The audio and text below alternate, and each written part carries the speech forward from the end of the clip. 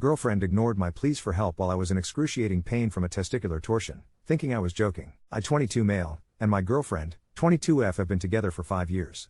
We've been together since high school, and until recently, I've always considered her to be my future wife. I've even bought a ring and was planning on proposing over the coming months. Well, last weekend it was my girlfriend's best friend's birthday. She and her friends booked a private lounge at a club. Obviously, I didn't go since 1. I wasn't invited and 2. I hate clubbing or anything associated with that. I was actually looking forward to spending an evening alone and just binging Netflix or something. Well, my GF left around 9 p.m., and I just crashed on the couch and watched some YouTube. Well, around 11 p.m., I started to feel this distinct stomach pain. The same pain you experience when someone hits you in the nuts. It wasn't bad at first, and I just thought my body was playing some tricks on me, but in the span of about 5 minutes, the pain just kept getting worse until I was basically stuck in the fetal position on the couch.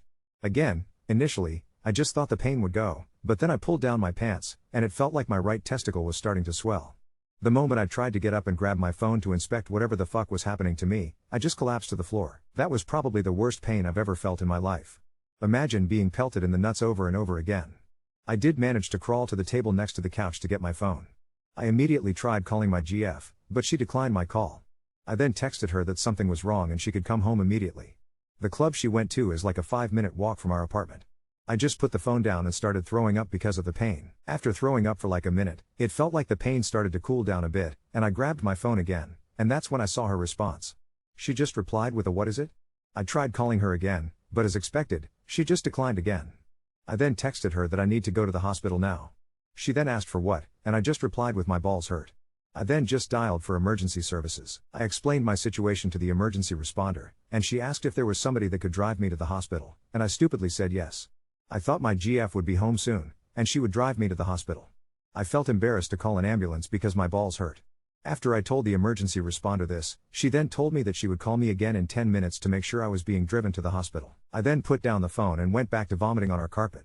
Again, after the pain went away for a bit, I checked my phone and saw that my GF just responded with laughing emojis. I again tried to call her, but as expected, she just declined again. She texted me that this wasn't the time to play games, and she then told me that if I texted or called her again, she would block my number. I again tried calling her, but she declined again, and when I tried calling her a second time, I realized she actually blocked me. I went back to curling up on the floor, and now I started shivering. At this point, I didn't care about being embarrassed and just called emergency services again and asked for an ambulance. It felt like an eternity, but the ambulance eventually came and rushed me to the hospital. I don't remember much of surgery since I was sedated, but I remember waking up eventually, and my right testicle was being stitched together. The doctor informed me that I had a testicular torsion, and I was extremely lucky to reach the hospital in time. I could have easily been forced to surgically remove my testicle. I checked my phone and saw the missed calls and messages my GF left me. In summary, she came home from clubbing and smelled the vomit in our apartment. When she saw the vomit on our carpet, she got mad and tried searching the apartment to find me. When she realized I wasn't there, only then did it hit her that I was actually being serious. I just texted her in which hospital I was staying in and my room number, then went to sleep. I woke up the next morning and saw my GF sleeping on a couch next to my bed. After she woke up, she started bombarding me with apologies. She thought I was joking, that I was trying to ruin their night, etc. I didn't have the energy to argue, so I just kept quiet. I was beyond hurt by what she did, and I wanted to break up with her then and there. Why the fuck would somebody ignore messages where their partner is begging them to come home? Not only that, she stayed in the club until 3 a.m. and didn't even consider going home to check on me. She did stay with me in the hospital for the remaining 2 days I was admitted there and did take good care of me, but I was still beyond pissed at her. Ever since coming home yesterday, I've been wanting to dump her, but at the same time, I feel like she genuinely thought I was joking and made a mistake. I feel conflicted and don't know how to proceed in this situation. wth if I dumped her? Am I overreacting? How would you guys navigate this mess? Edit, just to clarify. No, I never had an issue with her going out in the first place or have ever pulled pranks for her to come home from a night out. And BTW, thank you guys so much for the support. Update 1. First of all, I would like to clear up some misconceptions brewing in the comment section of my last post. No, I have never pulled any malicious pranks on my girlfriend to get her to come home early from a night out or anything. Neither do I have an issue with her going out, as long as she doesn't come home at like 6 a.m. And no, I've never blown up her phone like that while she was out with friends. We usually go out together since we share the same friend groups. Here are mine and her messages from WhatsApp in order since people thought I just texted her my balls hurt or something. Translated, 1. Me, declined my first 2 calls. Her name, please come home, something is wrong. 2. Her? Can't talk RN. What is it? 3. Me, T. Read calling her again. I need to go to the hospital. 4. Her? What 5? Me, again tried calling her twice. My balls hurt. Please come now, something is wrong 6. Her, 7. Me, tried calling her again twice after calling emergency services. 8. Her, I swear don't bother me again or I'm blocking you. Let me fucking enjoy my night out. 9. Me, tried calling her again twice and got blocked. At this point, the pain was too bad to try anything with her anymore and I just called an ambulance. 10. Her next message after unblocking me at 2 a.m. My name, why the fuck is there vomit in the living room and where the fuck are you? Why is the front door unlocked if you left somewhere? She then went into a full mental breakdown as she realized I was being serious about going to the hospital. Over 70 messages. Now for the update. Thank for all those who wished me a speedy recovery. I'm doing much better now. Not being able to go to work for the next 3 weeks is definitely a bummer. I work for my dad's construction company, and my job requires lifting a lot of heavy weights. I'm also prohibited from having any sex for the next 2 to 3 weeks as well. I might have also developed some trauma due to the pain. I randomly get the same sensation again, and it's driving me nuts. See what I did there? As for me and my GF, it's complicated. As so many of you and my mom told me, 5 years is definitely a long time to be just throwing away without having a proper conversation with her. So I did just that. I told her how hurt I felt by everything. I mentioned the following points. After hearing that, she got defensive and told me that I could have conveyed my situation better and that she genuinely thought I was joking. She was drunk and wasn't thinking clearly. She also told me that it couldn't have been that painful and I was over-exaggerating. I then told her yes, I could have phrased my messages better and I apologized for that, but I then described the pain I was in and told her that I barely had the strength to text her, let alone send her a detailed description of what was happening to me, and definitely couldn't think straight throughout everything. After hearing what I said, she started crying and apologizing for what she did. She told me if she knew how serious it was, we wouldn't have been having this conversation. She then also apologized for her being mad over the vomit. According to her, she was drunk and tired and was just expressing frustration. I then asked her why she thought I was joking and if she was cheating on me, because this was seriously out of character for her, hence why I immediately trusted her with this. She started crying harder and she looked like I just slapped her in the face. She told me that she just thought I was being insecure about her being in the club with a bunch of guys and no, she wasn't cheating on me and would never do something like that. We then hugged for a solid 10 minutes after that. The next part was really hard for me, but I told her I need some space to gather my thoughts and told her she needs to stay with her parents for the time being. She immediately started having a mental breakdown and asked if I was breaking up with her. I told her I wasn't sure and needed time to see if I still trusted her after all of this, and what she did was beyond disrespectful. How could I trust someone with my life after they pulled something like this? I then told her that we are young and this mess was mostly caused by our immaturity. This entire situation was an important life lesson for the both of us, regardless if we stayed together. After begging a bit more, she then put her head down and started packing a few essentials. Before leaving, she told she would be willing to do anything to make up for this and that I could take as much time as I needed. She then gave me a big kiss and left. That was 2 days ago and this is where we currently stand. I still give her updates on my healing, but besides that we don't contact each other. I'm really torn right now. I still don't have that trust in her, but her owning up to her mistake shows that she knows she fucked up and is remorseful. This is definitely something out of the ordinary for her, but there will have to be major boundaries and new rules set. I can think of the following. 1. If she blocks me again for anything equals blocking herself from ever seeing me again. 2. Ignoring my messages will not be tolerated anymore. 3. If she goes out alone again, she has to pick up if I call regardless of the situation. 4. As many of you suggested, having an emergency code like hospital or something would probably have to be implemented. I'm not going to abuse any of these boundaries, but I just want peace of mind knowing that my partner has my best interest at heart even when she is physically not around me. But Update 2. Wow, I honestly didn't expect this much attention, but thank you to everyone who reached out, shared stories, or just posted crazy memes about what went down. Since my last update, life's been anything but boring.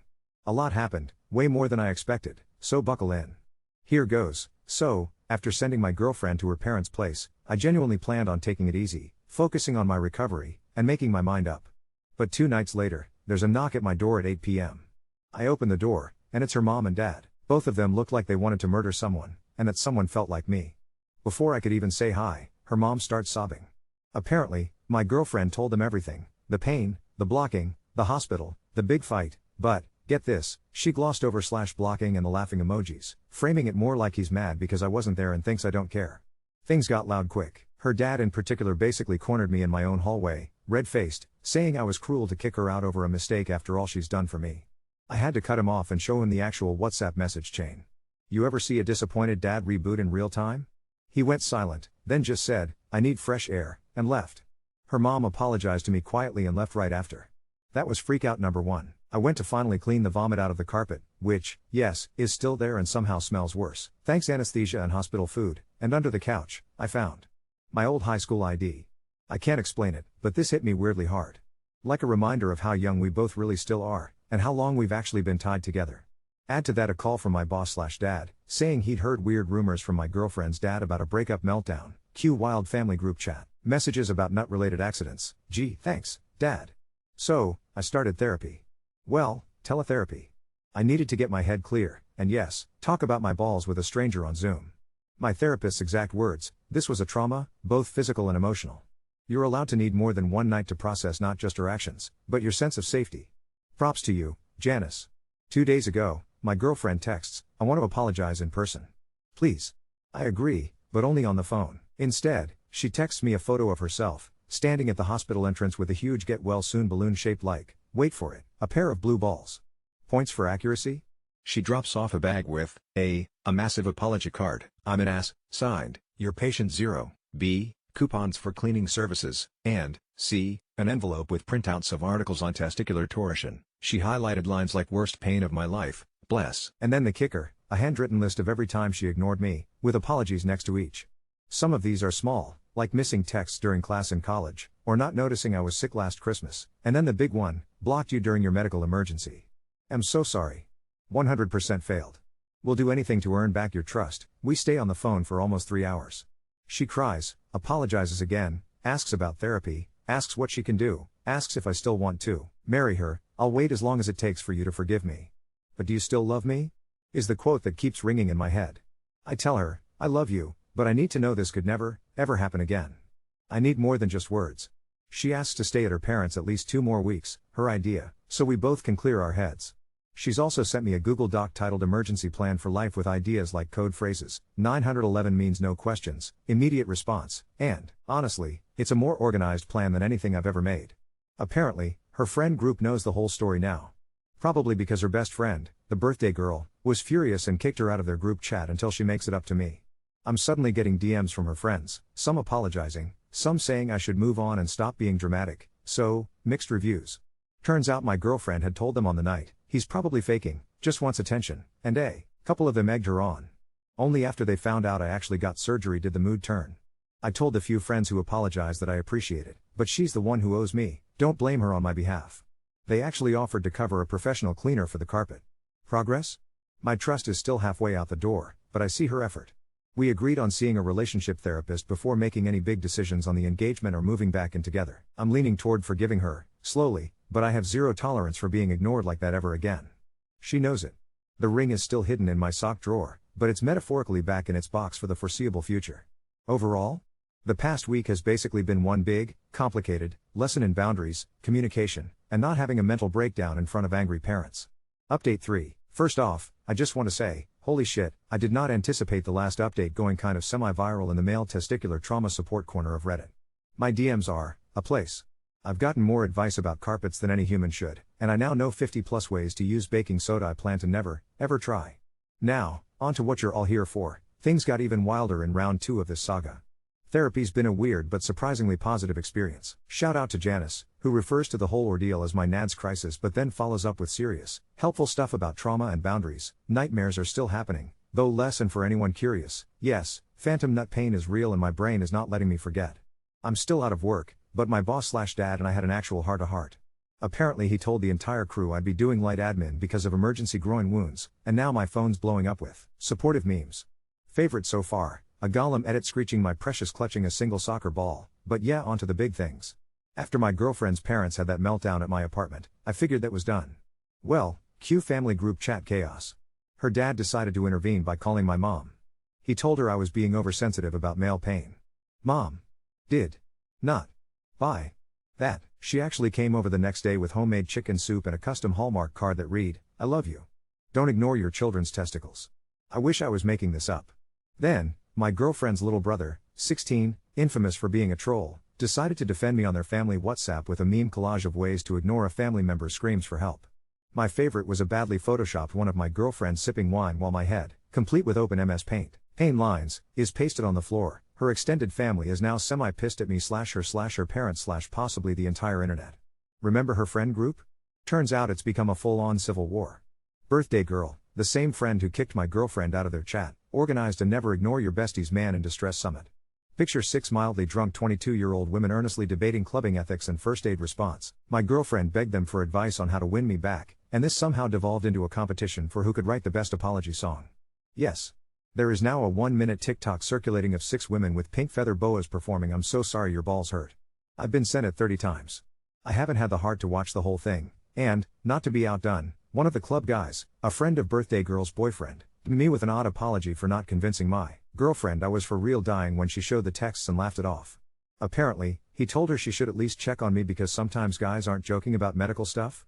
He's now dubbed himself my ball guardian. Reddit, what do I do with a 28-year-old ball guardian? We finally had a real, grown-up conversation with our relationship therapist. My girlfriend spent the entire Zoom session alternating between crying and apologizing, but she owned everything. The therapist really pressed, "What is your actual plan if this happens again?" The ignoring, the dismissing, the not taking him seriously.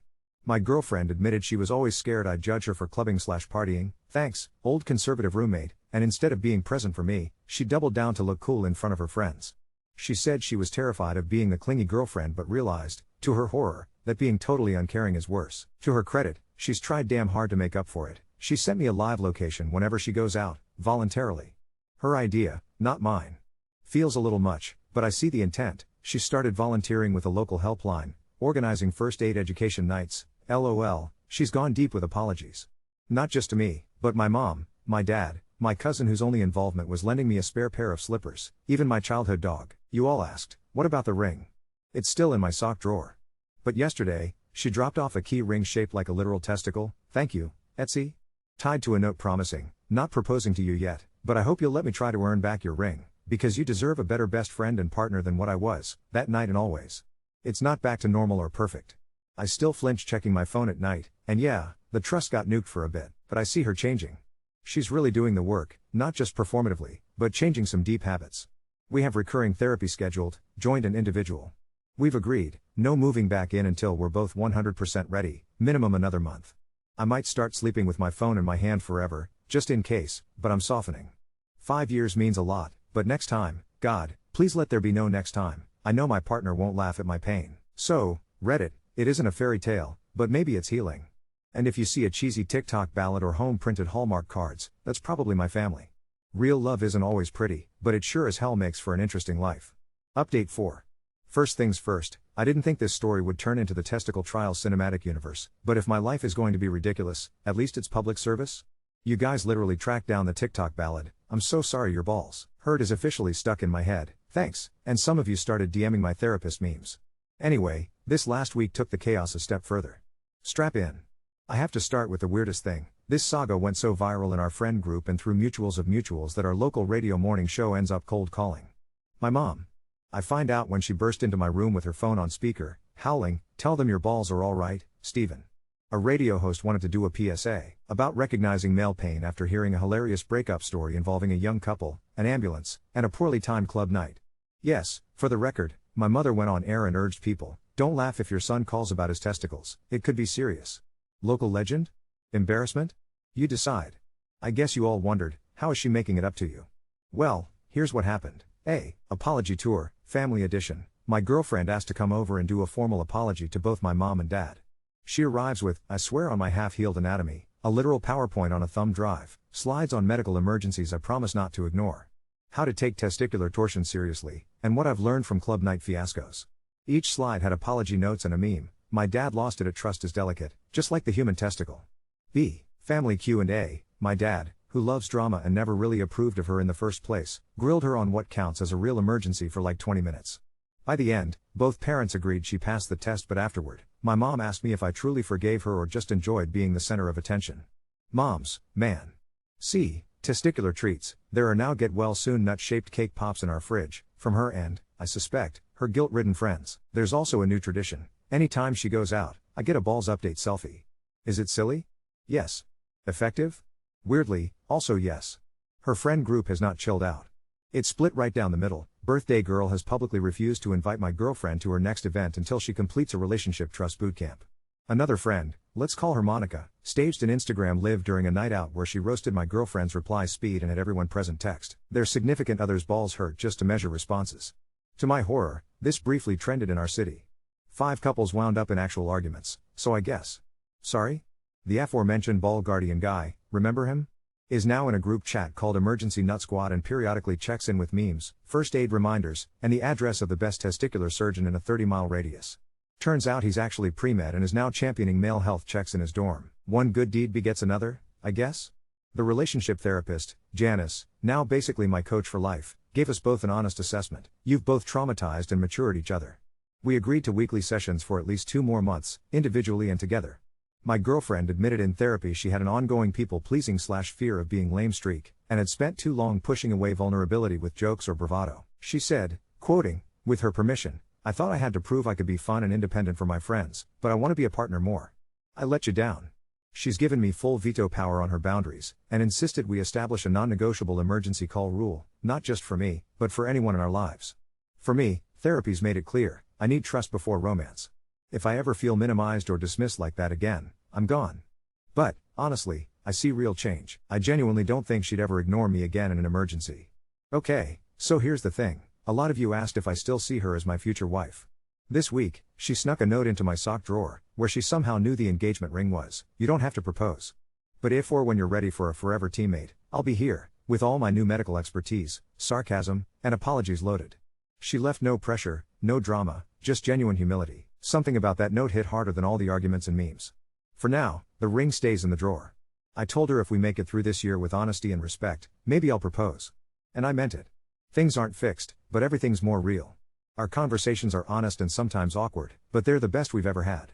We have emergency code words. She suggested pineapple because it's never context appropriate, a shared medical file, and the weirdest family group chat in city history.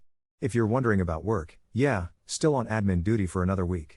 My coworkers now call me the nutty professor, but at least the jokes have turned into actual health discussions. One guy even booked his own urologist checkup. Will I propose? Time will tell. Will I keep supporting men's health and memes? Absolutely. Thanks, Reddit. Life is weird and funny, but I'm getting my piece, and maybe, eventually, my happy ending, wedding or otherwise. Stay nutty, my friends. Update 5. So, I thought I was done updating Reddit about my testicular journey, but apparently the universe is determined to keep this saga rolling. Strap in, because this week made every past disaster look positively tame. Remember the ball guardian guy? After the citywide balls hurt text trend, for which I'm now getting Facebook friend requests from people I've never met, he DMs me out of the blue, "Emergency Nut Squad is mobilizing tomorrow. Be ready." At first I thought it was a meme. But no, Saturday at noon, 3 guys, ball guardian, his roommate, and birthday girl's boyfriend, show up at my door with instant ramen, a 6-pack, and a box of stress balls shaped like, what else, testicles. They sit me down and deliver maybe the most ridiculous, but genuinely touching, bro health intervention I've ever experienced. There's a 10-minute PowerPoint, color-coded about torsion signs, red equals hospital time, and ball guardian announces he's starting a student club on men's health at his college, with my story as the opener, anonymized, he swears. Apparently the TikTok apology song was nominated for some campus comedy award. How is this my life? As if the Nut Squad wasn't enough, her dad, yes, the same man who almost tackled me in my own hallway, texts me and asks if we can meet for coffee alone. Background: things had been super frosty between us, and every family event had been a soap opera. Against all better judgment, I agreed to meet at a diner. He looks apologetic. I had no idea what actually happened. She told us you were overdramatic until I saw the messages. I'm sorry. For not believing you, for making it worse, for passing on rumors to your dad. You didn't deserve that. He then tells me he lost a friend in college because he'd ignored pain, appendicitis, thinking it was just drama. The guy ended up in the ICU. I should have known better. I want to help you and, if you want, be good family to you. Rewind, her dad was the OG family hardass, did not see this coming. So, back to the actual relationship. She's now in full making amends mode, but not in the way I expected. Without telling me, she volunteers to be the designated emergency contact for 3 of her friends who hate hospitals. She even goes out with them, then leaves her phone out, with ringer up, just in case anyone's boyfriend/girlfriend/dog/soul contacts her. Birthday girl begged her to go on a girls' trip, but girlfriend said it'll wait. She wants to earn local trust before she tests her limits again. There's a spreadsheet. She's recruited Monica, the Insta-Live Balls Hurt instigator, and started organizing a club night as a charity for male health. Yep, proceeds to the local urology department and a men's crisis line. And, for better or worse, she is laser focused on me, check-ins, therapy, and, most surprisingly, quiet time with no texting, or calls unless it's real. She wants my trust earned, not demanded. Last therapy session? Big breakthrough. I finally admitted I'd worried, not just that she'd ignore me in crisis, but that maybe she genuinely didn't care that much about my well-being in general, that I was just someone she could love when it was easy. She didn't cry. She listened, really listened, and then quietly said, "You could dump me. I'd understand. But I want to be the person that makes you feel truly safe. I want you to know, if you're ever terrified again, you're not alone." Not gonna lie, I teared up. My mom, of course, milks her viral radio legend status for all it's worth. At Sunday dinner, she prints out the best Reddit comments and reads the spicy ones out loud.